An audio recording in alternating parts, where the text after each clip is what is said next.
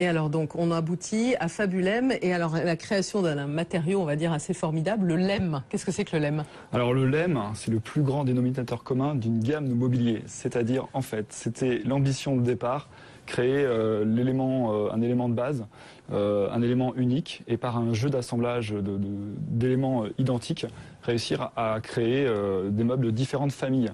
C'est-à-dire pas uniquement différentes étagères, mais avec une étagère par exemple, faire un tabouret, faire une table basse, une console.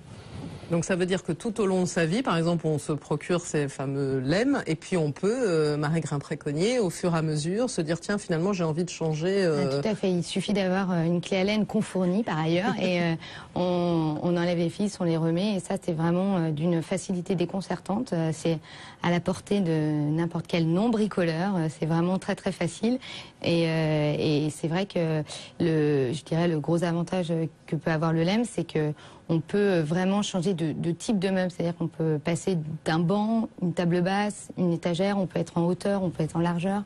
Donc c'est vraiment très très adaptable. On peut avoir des cases plus petites, des grandes cases. Donc c'est vraiment, par rapport à ce qu'on peut trouver sur le marché, une adaptation au maximum qu'on puisse avoir. Donc si je comprends bien, finalement la base, et c'est ce que vous disiez, la base de chaque meuble est à peu près identique et on peut finalement tout simplement le modifier. C'est sur cette idée finalement géniale que vous êtes parti.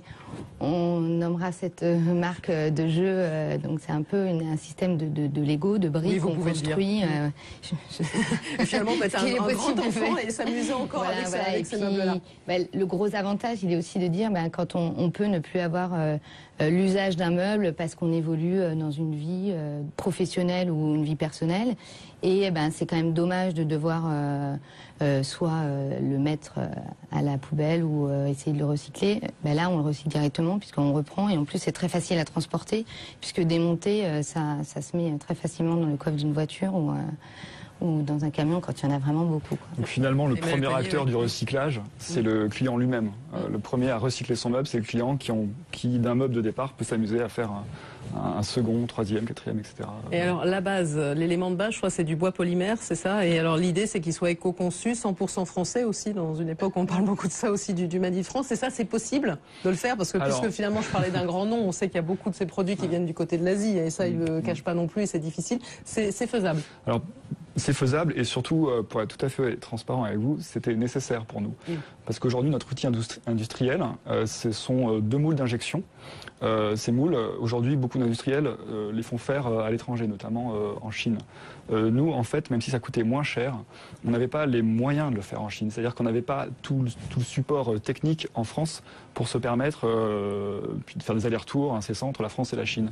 Donc même si ça coûtait plus cher, de faire 20 à 30% plus cher, de faire des moules en France, pour nous, il y avait un confort énorme, une garantie de réussite, quelque chose de très confortable pour des entrepreneurs qui mettent de l'argent sur la table et qui espèrent qu'il y aura un retour et donc qui essaient de